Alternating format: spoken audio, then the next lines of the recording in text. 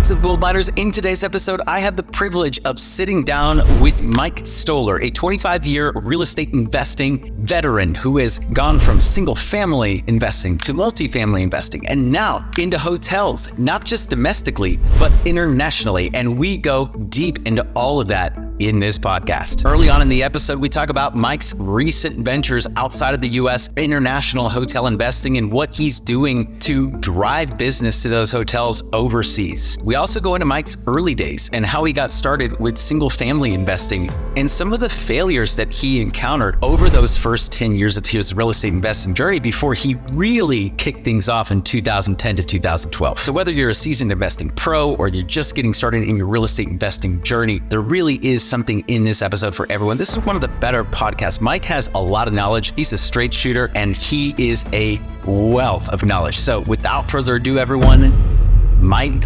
Stohler.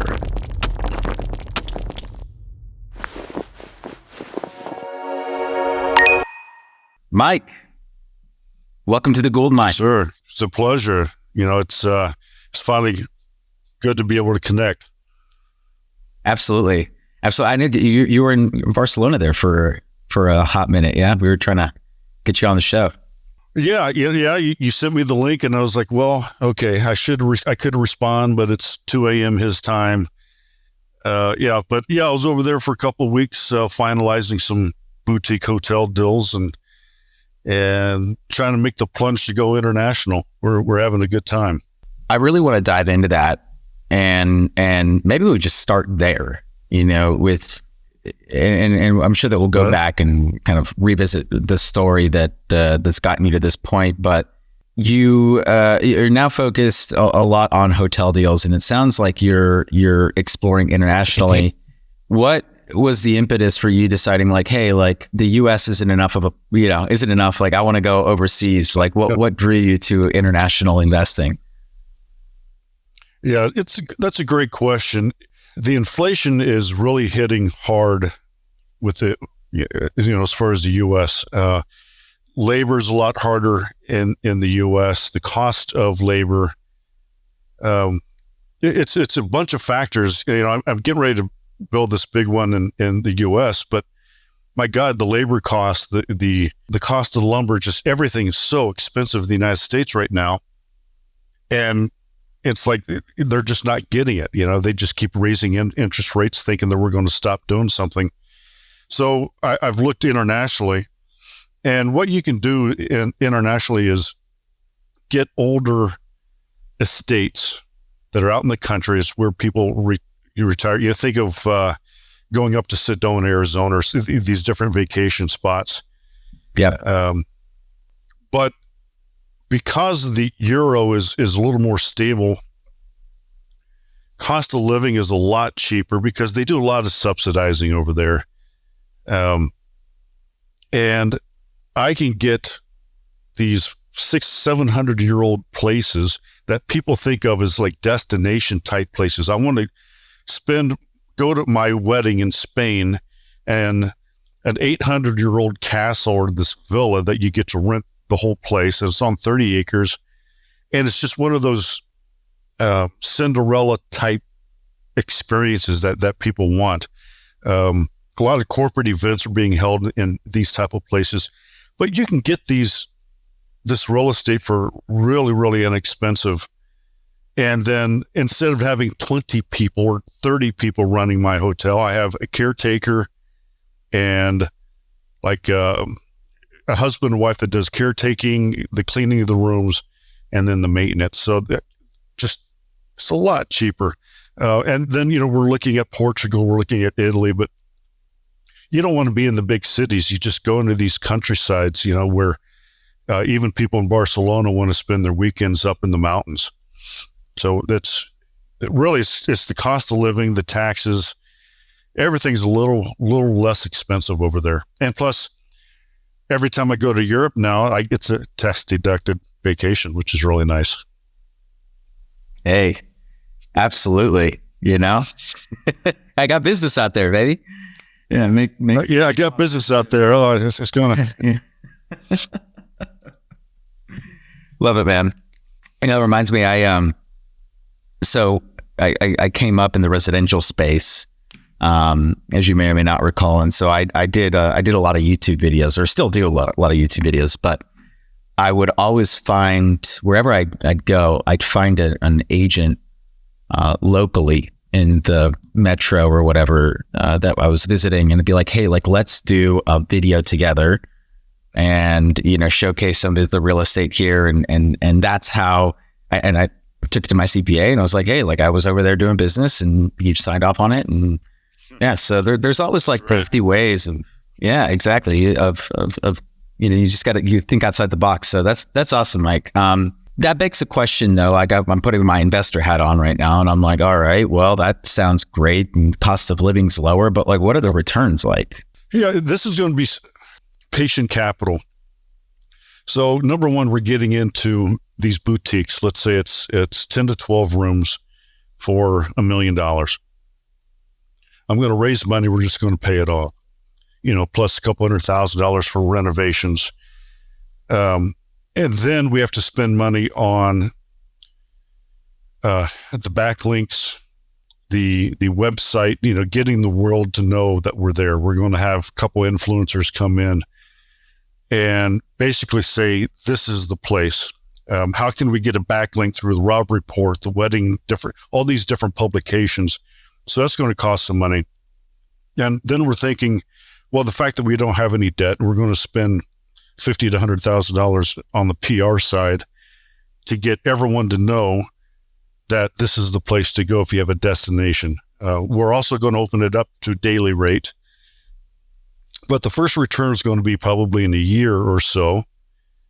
And then the actual returns on investment, based on an IRR it's going to be based on how well we do the PR side. And then the daily rate for the people coming up, let's say from Barcelona or somewhere else in Spain. One of them is very close to France, right along the main highway, just south of France. So the actual return on the pro forma, because we don't have any actuals, I can't say, well, this is what the comp set is doing in this area, like you can in the United States. What other boutique hotel built in 1610 can we do a comp set on? That's. But here's the thing: is each room's going to be $300 to $400 a night, $10,000 or more to rent out the whole place. We're looking at getting a local PR firm to manage it and do that side of it. So we're looking at very, very conservatively, like pref returns of 15% or so or more. I'm hoping more because there won't be any debt, but I'm going to be just really conservative after the first year, what we can do. And then it's just a build up from there. And we could see some pretty extraordinary returns on such a small property because we don't have any debt. But it's building up that. I can't say whether it's going to be year after year one or after year two. It's building up the point to where, hey, world, this is the most extraordinary place in northern Spain that you can go to for this destination. And we also have like these shamans and these yogis that are interested. Some of them are very interested right now in holding a retreat. And these will be, it's crazy, $3,000 a person to go and eat once a day and do yogi stuff and dance around. And it's like, okay, for $3,000, you can dance around the property all you want and do all these things. But it's, sing Kumbaya. I don't care as long as you pay me $3,000 a person for 4 days. But that's one of the big things that is really huge right now are these different shamans coming in, and it's good for them because they'll come in for free as long as they can book the whole place and it looks good on their resume. Come to this yogi retreat in northern Spain, and they just blast it off to their people. And so those are the things we're looking at. But to give you this is a long story short, to give you a pinpoint on the returns, I know it's going to be big, but it's just the performance is just so hard to do it after year one on what we could do.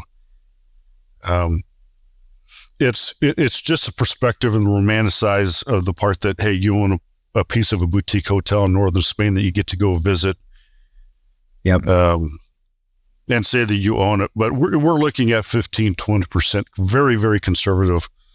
I think it's going to be more than that since we don't have any debt. I could totally see that. And what you're talking about too is looking at the hotel as more than just a place, like heads in beds, place to stay kind of thing. You're really looking at it from a like business standpoint, an event center that happens to have beds that you can sleep in and rooms that you can sleep in, which is interesting, you know, and I think that there's a lot of boutique hotels. There's some boutique hotels in the States that do that. So I could see that business model working out really well. I could also see there being a little bit of a ramp up period. So what you're saying, I think is totally true. Like you probably won't see returns for like the first year. That begs the question though, like, since it's more than just like the hotel business, it's also an events business, right? Where you're trying to draw on people to do, you know, sounds like weddings and corporate events and retreats and all that good stuff. So is it you that's running the business side of that too, Mike? Or do you have someone helping you, like an operator? It's you. Yeah. Great question. No, it's not me. Okay. I do that over here in the States, but no, it is not. So we already have a team in place for Europe. We have operations people. We have someone that we're interviewing for the Northeast one to actually run it. They specialize in what's called the Masía, which is this type of boutique. Masía is Spanish for rural house or estate. And with their contacts, and they're basically an event coordinator person that we're hiring to run a boutique hotel. So we're looking at it as that type of a business. We'll still be on Booking and TripAdvisor and things like that for the daily bookings. And we'll open that up when we don't have someone renting out the entire place. So we are looking at it in that business side because we're hiring someone that does event coordinations in Spain. So that's how we're running. We have the CPs, we have the attorneys over there. So we already have a team.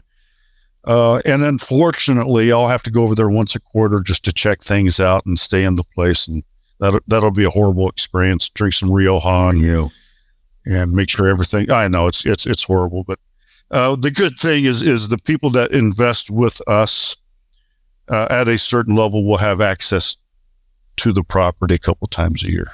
You know, so they can also have a tax deductible vacation in Spain. That'll be nice. That's awesome. So someone's probably listening to this right now and saying like, man, yeah, sure is nice to be able to invest overseas. And they're not even close to that, Mike. So obviously this is how long into your investing career are we now? Oh boy. I started out with a single family house. I call it the PG days, pre-Google days. So it's been a while. Oh, wow. I invested in my first house, I think in 1998, had 8 homes and failed miserably because I didn't have podcasts. I didn't have Google. I couldn't type in a search engine on how to be a landlord. Buying the properties was easy, but now what? You know, so I failed miserably, became an airline pilot. I got really back into it big time after the last recession. You know, that's when I made all the money, is back in 2010 to 2012 is when I ramped back up. And when the commercial guys, when their notes came due and the banks weren't lending, you know, because of the crash. So I just came in with cash and that's when I really ramped back up. So about, what's that now? 12 years ago. Yep.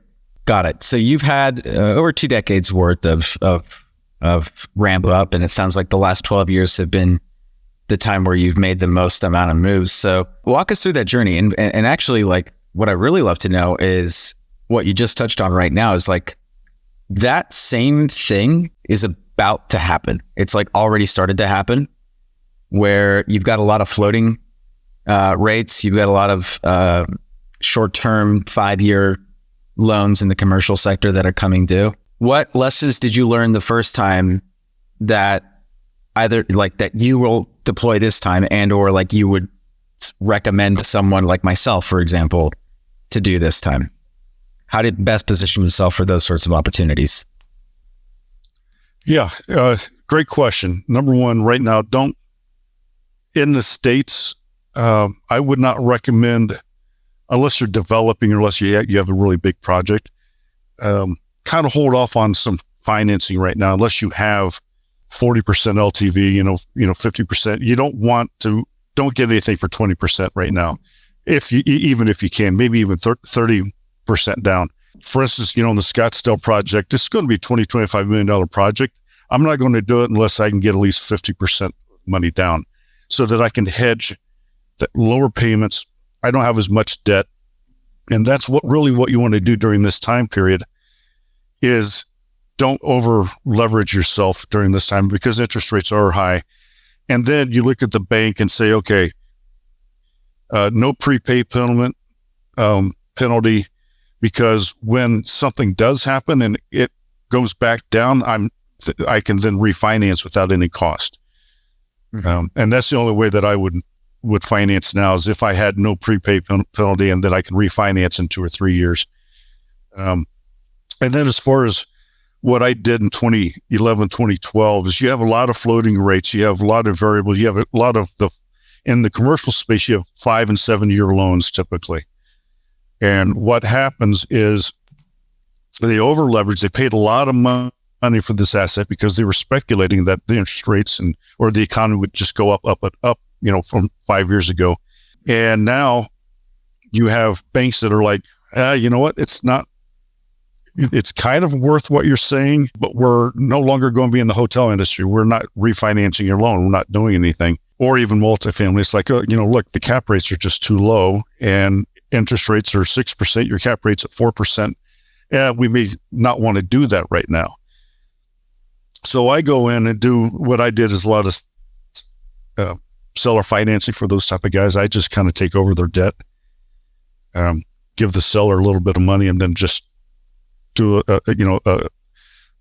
lease to own or seller financing. That's how I made a lot of my money back in the day. Was I'd get these people that are in debt and say, look, you're either going to lose this place, you can't refinance it. I'll come in with cash, with investors that have cash, and give you a little bit of money, and then just take it over.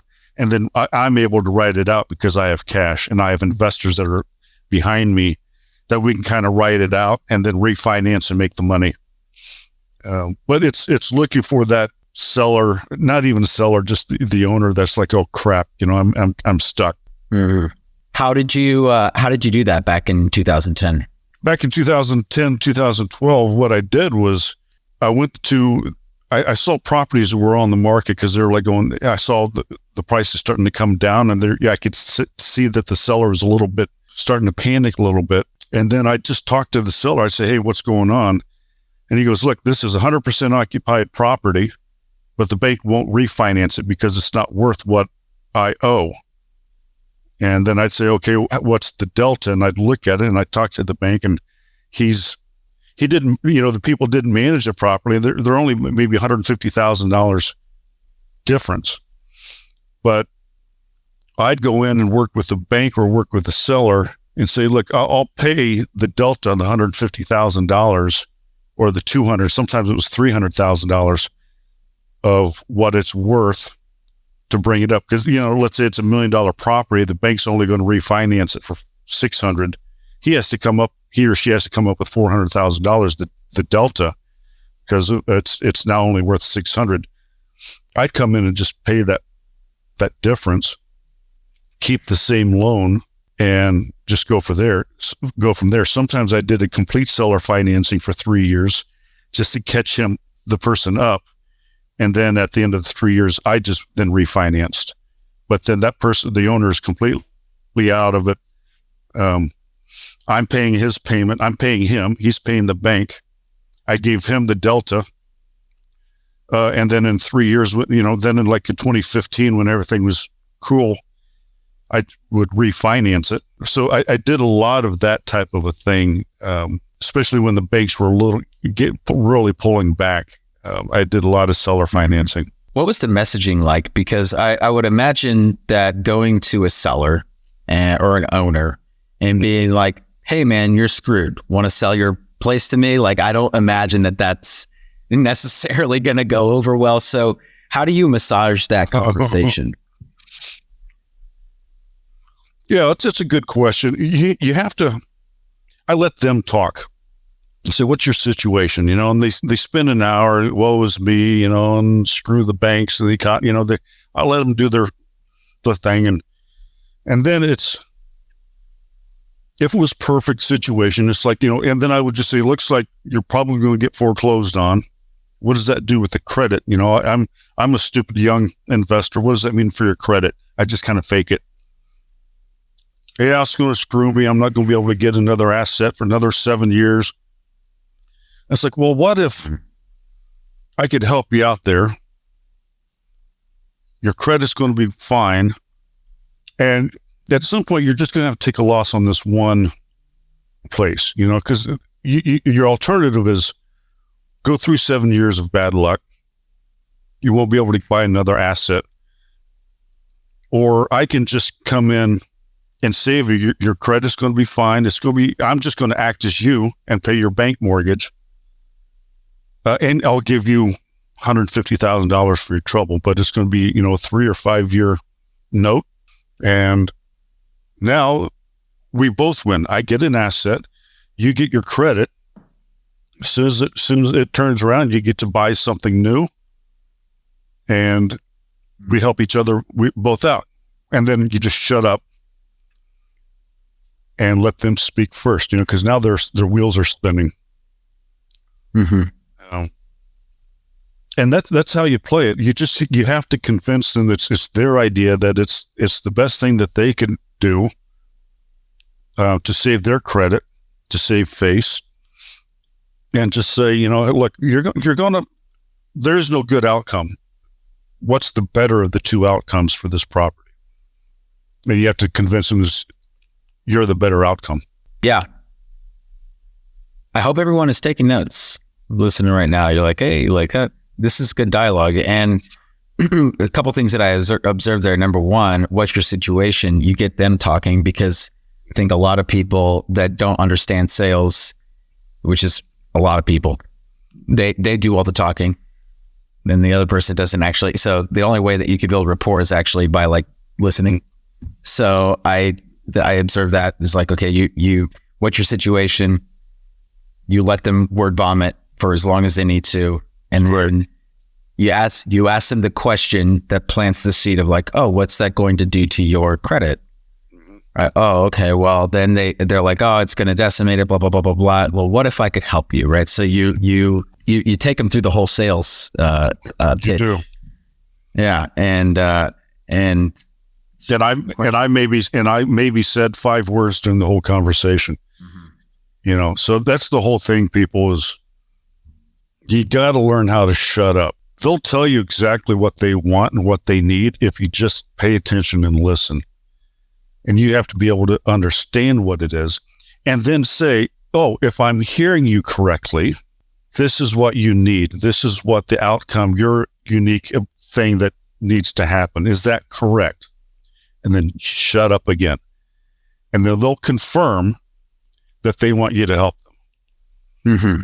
Before we jump topics, I am curious, where were you sourcing this data of sellers? So it sounds like you said you were watching prices drop. So you're probably looking at active listings, but I imagine that isn't the only type or the only criteria that you had. So where were you sourcing these potential deals? So the best thing you could ever do as investor is networking. Get to know the bankers, get to know the title agents, get to know where do you find public records. And if a lot of times I went with, and also a lot of brokers. So if for instance, brokers know that you have money or you have the ability to find money, they'll give you off-market deals. So it's like, hey, Mike, I'm talking to this person or you can get to know a lot of bankers through networking events. I've actually had bankers say, "Hey, Mike, I've got this guy. Can't introduce you, can't do anything like that, but you can maybe stop by the property." And then title agents have the ability to come up with different lists of this person got a loan. All these people got a loan on these apartment complexes 5 years ago. Mm-hmm. Mm-hmm. And this is what they owe. And then then I can have the broker go in and say, "Hey, okay, give me a list of what all these properties are worth, based on how much debt they have that the title agent gave me." Then I can quickly see that, okay, these people are upside down. And then I just cold call. I find out their information, find out who the owner is through the title agency, because they can get the list. Right. And then I just call them, write them emails, and I just bug the hell out of them, and say, "Hey, it's me again." And then, once in a while you get the thing. It's like, look, you have to write the letter or the email properly. But those are the title agency. A lot of people don't realize that those title agents have a lot of ability, a lot of lists, a lot of contacts. They can give you anything you want as far as all the different type of properties, when they were bought, what the mortgage was, who the mortgage was through, because they did all the title work. Mm-hmm. So that really, really helped me. Gotcha. And that, so in 2010 to 2012, the majority of the deals that you were sourcing then were multifamily. Sounds like I was my entire history was single family and multifamily. I've had managed and owned 1,500 keys. Well, that's hotel doors. I mean keys now. I knew. Yeah, swipe keys. Yeah, now I'm into the swipe. So I was a huge multifamily, even back in the day. 4-plexes, 2-plexes, 7-plexes, 8-plexes, 50 units, 100 units. And it wasn't until over here in Arizona that the cap rates were really, really started to get compressed. Yeah. And I was like going, and I had people just randomly, just doing what I do, randomly call me and give me insane money on my multifamily complexes. And I'm like going, now what do I do? What am I going to 1031 into? I'm going to be someone else's fool. They bought it an 8 cap. I'm buying it at a 3.5 or 4 cap. Yeah. So that's why I made the jump into hotels. I don't like to speculate. I don't want to buy it 3.5, 4 cap, and my interest rate's a 6.5 cap. Some people still do it. Yeah. But I don't know. Maybe I'm too old for that type of stress. I think that what a lot of people don't realize, a lot of investors don't realize, is how great the returns are on hotels.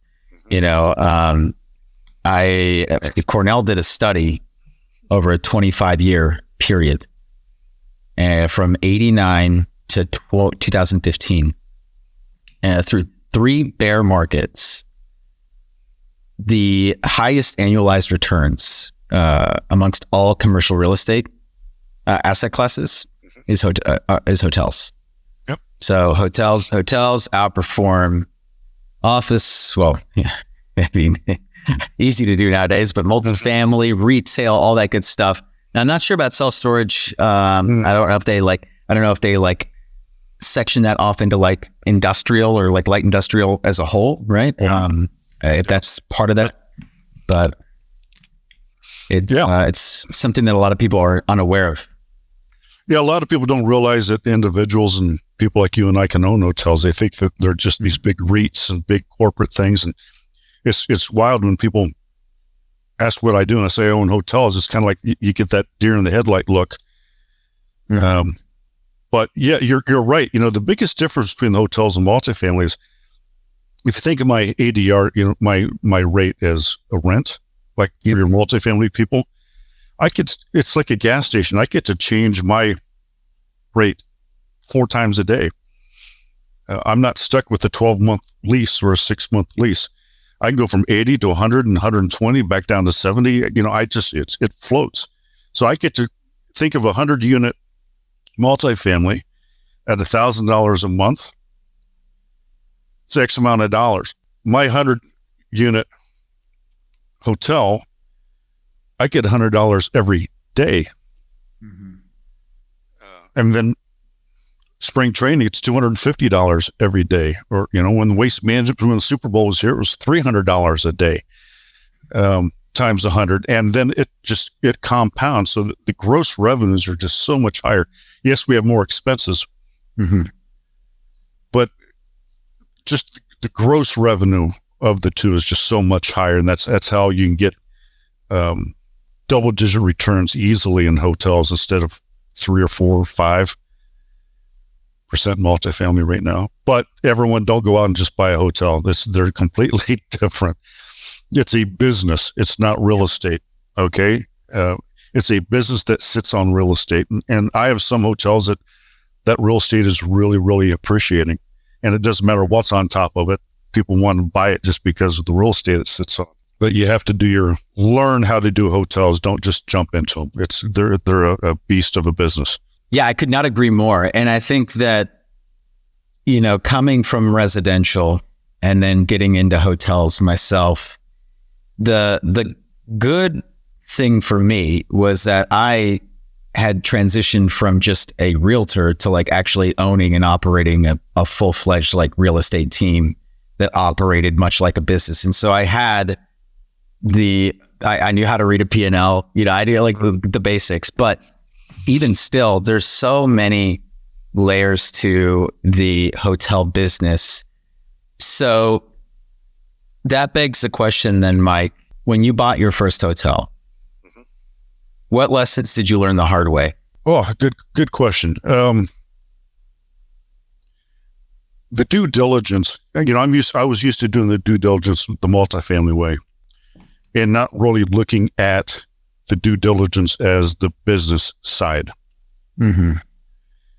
And one of the big things is what I learned is a lot of the hotels are, some of them that are individually owned are owned by the families. Your dad's the GM, the wife is the head of housekeeping, you have the kid at the front desk. So they're, especially when Indians own it, the Patels and mm-hmm. people from India, the whole family gets involved. So the salaries and the payroll is very, very skewed because they only take so much just to live and put it all back. And I realized that they were going to these little grocery stores. They were doing things, which is all fine, but it wasn't a true P&L based on me coming in and hiring everyone to run it and having a full payroll. So that was one of the biggest things. It's like, okay, keep that in the brain. If it's a family run, are they making their breakfast? Are they buying it from Cisco? How are they going to Costco? What are they doing? Mm-hmm. And then because they're so maybe stingy, they're doing just the minimums, getting by with a lot of things. And it's not really, they're running it as they would a small business, not a full-size business. So that was the biggest thing. And then thing I learned is just handling people. When all of a sudden you have 15 people, employees, it's just learning that side of it. From multifamily, you may have a maintenance person, a salesperson. Now I have 15, 20 people. Just managing expectations and managing that type of payroll, just the personalities. That was another big thing. And then, my God, just looking at all the different vendors, what's necessary, and coming in and the other biggest thing is when you come in and buy a franchise, let's say a Choice Hotel, they're going to come in and say, we have what's called a PIP. Mm-hmm. And they're going to say, hey, you have to do these 3 pages worth of stuff in order to buy this. Well, I didn't know any better. I'm like going, holy crap. Okay. So you do it. Well, I didn't realize that most of that's fluff. That's like going, we'll see if Mike's an idiot and actually do this stuff. And I was an idiot, and I was not going to be an idiot again. For instance, the hotels that I've bought since then, you get to 3 and 4 pages, and I whittle it down to 1. Mm-hmm. And I make them pay me. How bad do you want me? Especially I'll go in and maybe change it from a Choice to a Wyndham or things like that. And then I'm like going, hey, Wyndham, how much give me $150,000 to go with you? Uh-huh. And they do it. Yep. Yeah. So those are kind of the biggest lessons. Is PIP is a big thing. Yeah, that is a big one. And if someone, because there's a lot of people I'm sure that are listening that are like, hey, I'd like to get into hotels, and you're like, hey, don't do it unless you know what you're doing. So what would your advice be to someone who wants to get into hotels? It's like every asset class, people, it's get a mentor, get a business coach. Mm-hmm.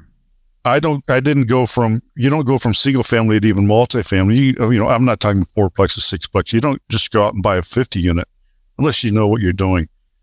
I ended up partnering with someone that had 25 years experience in the hospitality industry, and that's what made us grow. Yeah. Now I can look at assets. Now I can manage the investor side and let this person go out and say, this is how you run it. He deals with the day-to-day. So, or invest in someone like me that does syndications and then learn how to do it. I've had some investors say, Mike, I want to invest, but I want you to teach me how to do it. And then we come up with an agreement, how to teach them, things like that. Everyone wants me to start doing like some seminars and things like that, or like workshops, because there's no one who does hotel workshops. So people have been pestering me to do some workshops, so learn, get business coaches, get with people like me that have done it, but don't just go out and buy it. And it'll be the same with even multifamily. Learn how to do it first. And this would be a great time to mention that all of Mike's contact information is going to be in the description box down below. So if you are wondering how to get in touch with him, either learn more about how to invest with him as an LP on the syndication side, or want to learn more about mentorship or any of the above, right? We'll get your contact information down there in the description below. So that's awesome. That's awesome, Mike. Well, let's switch gears here a little bit, because we spent a lot of time on hotels, and what I want to understand is like obviously you had what it sounds like is you had a crash and burn moment before the .com bust, and then you spent the next 8 years or so rebuilding, and then what were the lessons that you learned the first time that allowed you to succeed the second time around? Yeah, great question. What I did is I learned buying properties is easy. Anyone can go out and buy a property. I ended up finding a mentor, finding a coach that taught me. That's the missing piece, everyone. Anyone could go out, go to seller financing, buy a house, fix it up. But to be a landlord, it's, what's a notice? What are the laws? What's the tenant landlord regulations, especially, in the different cities where maybe they're pro tenant, not pro landlord, or vice versa. Learn, there's a reason why you're listening to this podcast, because you've made the first step. You're learning. Find a mentor. Don't go to seminar land, because they're not going. I count maybe something. I count on maybe 2 people that actually do it and then do the seminars. One of my mentors, his name's John Burley. He actually owns a couple thousand homes, and he does seminars 4 times a year. He doesn't do seminars in every single city, 50 times a day. And the last time he bought something was in or, 1999 or something like that. He actually does it. So find out that type of seminars is good because they're actually doing it, and you actually get to talk with the person and the expert through his programs. He's still a very good friend of mine to this day. But that was the biggest thing is I sat down and was like, okay, what piece am I missing? I don't know how to be the landlord part. I learned how to build a team. That was the most important thing. It's those growing pains that sit there and say, okay, find your unique ability. What is my unique ability? It's not bookkeeping. It's not, managing people, because I started managing people, then I start hating people, and then, then it's, it's like you're doing what? You flushed what down the drain? And it's like, what are you, you're yelling at the person down the bathtub drain. It's like going like, what the hell's wrong with people? So I gave up and just concentrated on finding assets. That's what I'm good at. I'm good at finding investors. Delegate, find a team, find a mentor. You're either going to spend your money the hard way and possibly losing money by learning, spending money and losing, or you might as well just spend the money the right way so that you can succeed quicker. Either way, you're going to spend money. So whether or not you lose or you gain it. I could not agree more, and I can share from personal experience here. When I started in real estate, I had all the ambition, all the drive in the world, right? But ambition and drive and tenacity, work ethic, it's not enough, especially when you're getting into a new business, a new venture, like you need that guidance. And so the hard part is for a lot of people to like cast their ego aside. The money is also a part of it too. It's ego and money. But the second I got a coach, my business exploded in real estate. Absolutely. And so I took that same experience and I applied it to hotels. And so when I got into hotels, the first thing I did was try to look for a mentor and find someone to coach me. And what's crazy is that, and I really feel like this is the future of education, because I think people are finally starting to realize like what a joke university is, and like how impractical it really is to like spend 4 years at an institution, like get a degree and then go out and do nothing like with it, versus the coach is like, okay, maybe a third, half of what 1 year's tuition would be at like one of these institutions. And then you've set yourself up for massive success because you have paid to learn all of their mistakes.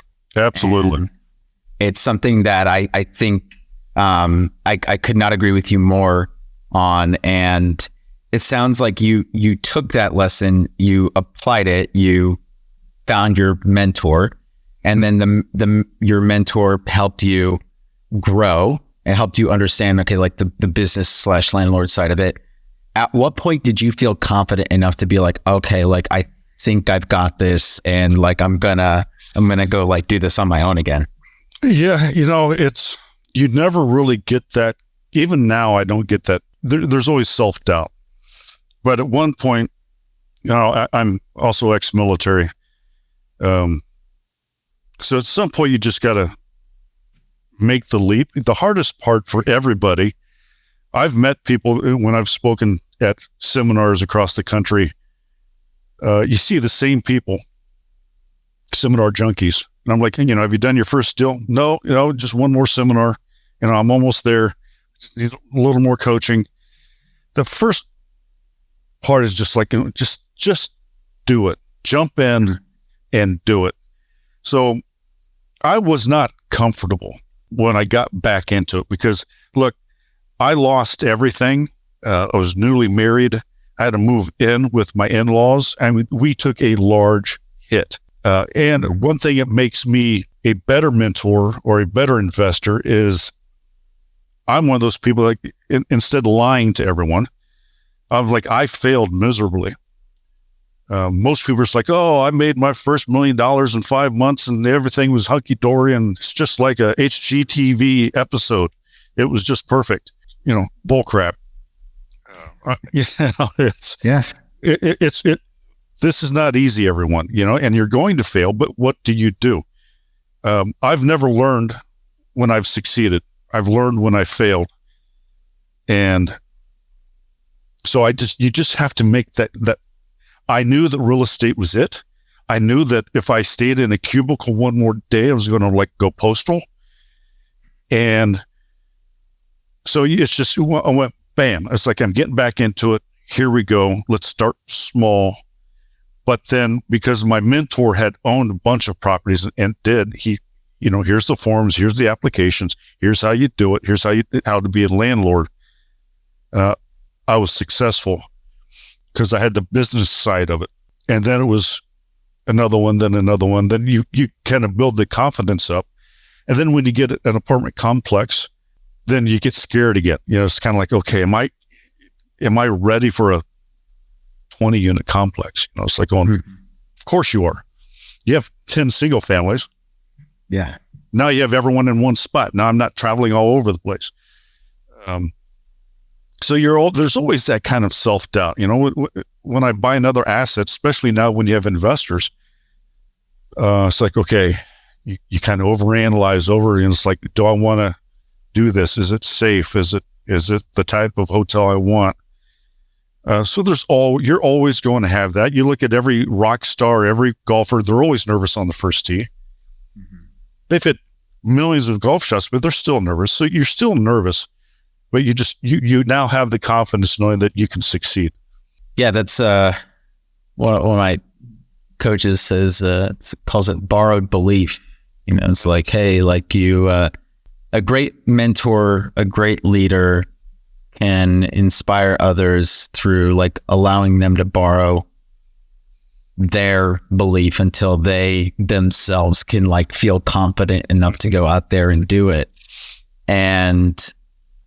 But once you get there, you have to continually draw on that. It's like, it's not enough to do it the first time. It's like, no, there's still doubt every single time you go out there. So I appreciate you, sharing that, because anyone back at home who's listening and whether you're a seasoned investor or just getting started, just know that it doesn't get easier from there's always going to be that. Even Kobe got nervous, right? Like you said, right? So there's always going to be those thoughts, but the difference between the people that are the seminar junkies, as you call them, right, Mike, and the people that are like Mike, are those that just can cast those fears aside and just do it.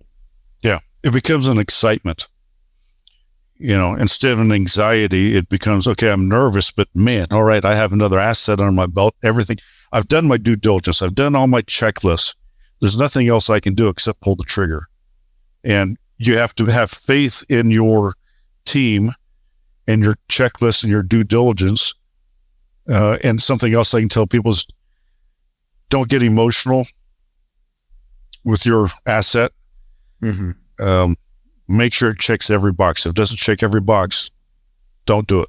There'll be other assets. Don't get, it's like, oh my God, I always wanted a thing, a castle in Spain.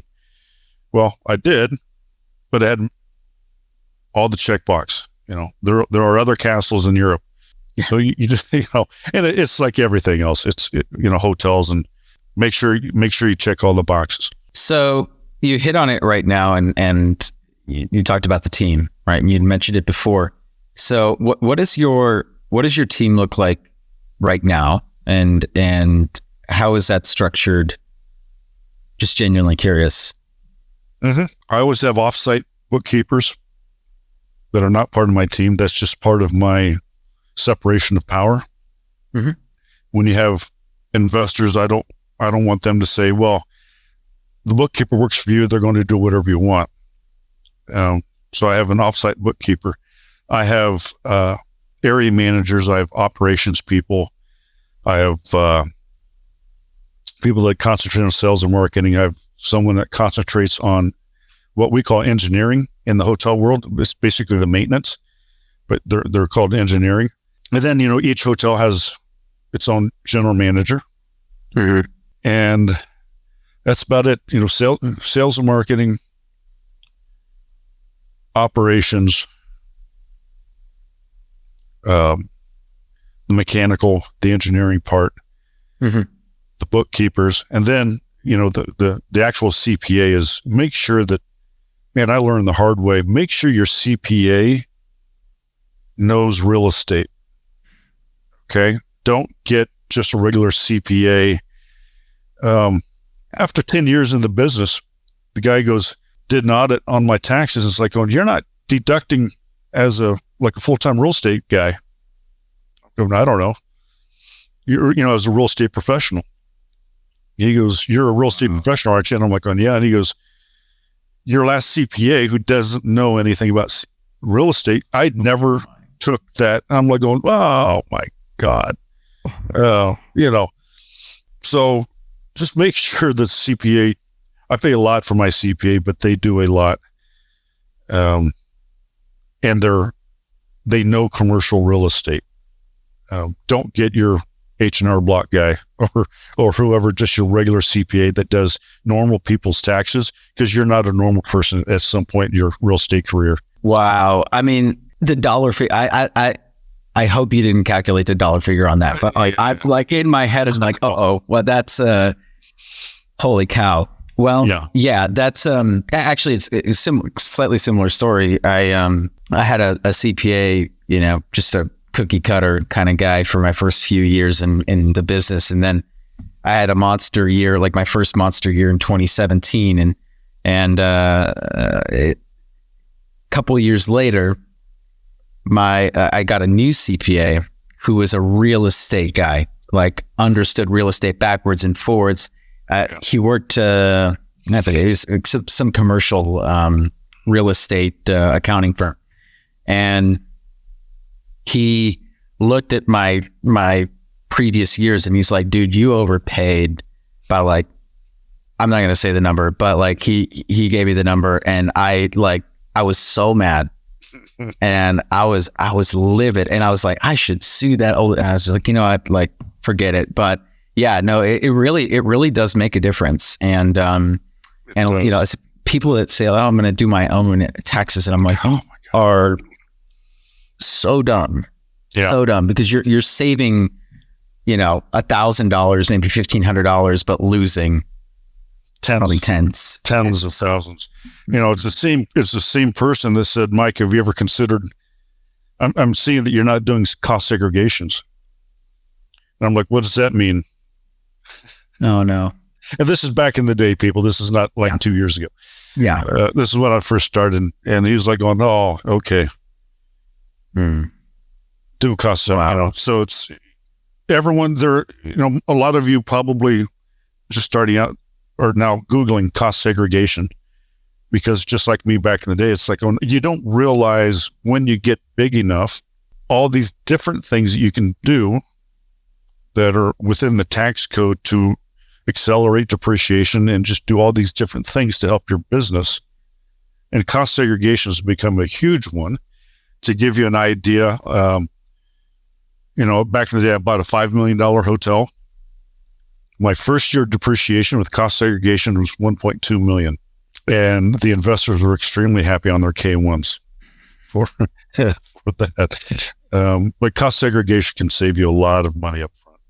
Yeah, absolutely. And that's definitely one of the powers of investing in, especially assets like, larger commercial assets like hotels is, hotels too, because you got the case goods, you've got other stuff. Everything. Just every lamp, every stapler, every desk, every piece of soap. Not soaps or anything like that, but every case good, it has a depreciable time period. Yeah. And it's it could really start to add up. So, well, Mike, we're coming up towards the end of our time here. Just a couple other things I wanted to touch on real quick. So, first one is I really would like to know, because you're definitely someone that I think would have a great answer to this, is what is a contrarian point of view that you have about real estate investing that you stand by, but maybe most people don't necessarily agree with you? Oh, what can I say about that? what I look at is nowadays with especially the younger generations, they want that McDonald's quick fix. How can I flip something, make 10 grand, 20 grand? Mm-hmm. I don't look at it that way. Number one, once you get into an income, I don't want returns. I want a long term. I look at the great thing with multifamily and hotels is not the quick fix or the quick flip that is so popular today. Mm-hmm. I can own an entire asset class portfolio and I can be 80, 85 years old and never have to retire. I just go to the board meeting or do this or that. So my outlook is that I am building patient capital, something that just appreciates over time. I don't look at 1 to 2 year flips that is so popular. I want a 10-year project. I look at, this $20, $25 million project. I'm not going to flip it in 3 years. I could to a REIT. But I want to know that I have a portfolio that gives me hundreds and hundreds of thousands of dollars a month, and it just sits there. And so that's my kind of contrarian is I like the patient capital where that's not popular right now. What's the dialogue that you have with investors? Because, I think one of the main reasons, at least on a syndication level, that we talk about, 5-year exits or so is because the investors want their money back. What are the strategies that you use to kind of, what's the dialogue there that you use with the investors to get their buy-in to do, to think like that? Yeah. Number one, I try to find investors that don't need a return. Most of my investors are sophisticated. They don't need a return. They don't need a monthly or quarterly return. And if they do, they want just put it back into the business. But what I do is I tell them, it's like, look, if you want a quick return, go find a fix and flip multifamily.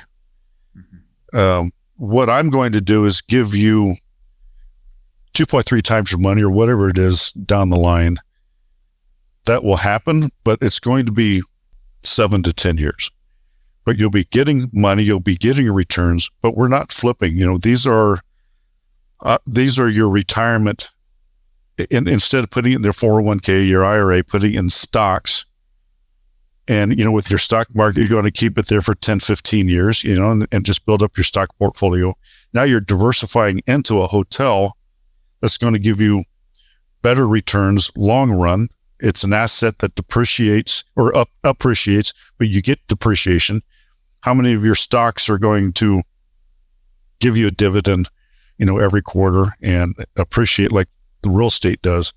So I kind of do it as you've got the money, you're diversifying your stock portfolio or whatever into land, real estate, a hotel, but it's going to be that same type of 7 to 10 year thing. And then some of them are like, I want longer, when you refi, because they don't want their money back. They want to keep it going. They want that long term. So it's just explaining to them up front that this is a business. I can't do this to a hotel in 3 years, or 5 years. It's not to say that some of them, we've sold in 5 years or so like that, but we have, because people just come in and say, hey, I want to give you this amount of money for it. And I'm like, yeah, okay, we'll do that. But, it's a good question. It's just explaining to people that this is a long-term hold, just like you would in the stock market. You buy stocks, you just keep it there until you retire. It's kind of like that instead of this quick real estate fix flip Airbnb, put lipstick on it and sell it in 3 years. I just tell them up front, I am a long-term hold GP. Yeah. And as long as you're transparent and there are plenty of investors out there that would sign up for that. I know, like you, especially the ones that want to keep their money working for them. They don't really need that like return of capital. And by the way, like refinancing is also a very viable strategy, especially right now with the debt market. Like if you can find an opportunity right now, I know you said don't invest and I think the message there was don't invest with super high leverage, which I would agree unless you're getting like a smoking deal. But if you can weather this storm there's a good case to be made, 3 years down the line, being able to refinance into a much better rate and pull out likely the majority of the equity. And at that point, you can decide, well, do we want to hold on to this asset? Do we want to get rid of it? But at that point, why would you? If you've got a great rate and it's cash flowing and the investors have their money back, let's go find another deal to put it in, right? And just infinite returns on this one. So yeah, that'll be like the Scottsdale one is, we're going to get an interest rate that I don't like, but I know that asset is going to appreciate so much and the interest rates will come down. And you're right. I'll just refinance it in a couple of years and either pay out the investor. There's other things that GPs can do if you want to go on that side is just cash out the investors and then you keep it yourself. Cash out some of the LPs and hold on to the LPs that want the long term. There's so many things you can do. Right. 100%. Well, Mike, in traditional Gould Mine fashion, I'm going to leave us with your final Gould nugget. Gould nugget. Yes. So all of you are into investments or want to be getting into investments. Don't go into this looking for money. Okay. Money will come. If you're patient enough. God's not making any more real estate. And you look at all the richest people in the world, a lot of them are in real estate. Find out your why. Why do you do this? Why are you wanting to do this? For me, it was, I wanted to build a life that I didn't need a vacation from. And I can do that. I can be anywhere in the world and work anytime I want. And I don't have 2 weeks of vacation. It's something that I love what I'm doing, and I can do it whenever. I can be in an RV, I can be in Spain, I can be on a cruise, and be anywhere in the world and run my hotels.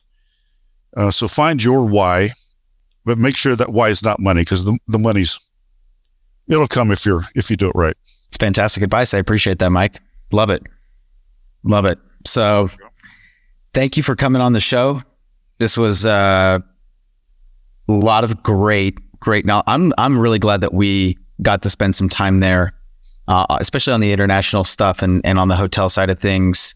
Lots of great things for the people back at home to go out there and implement, whether they are seasoned or whether they're brand new. So, Mike, thanks for stopping by. Thanks a lot. It's a pleasure. All right, man.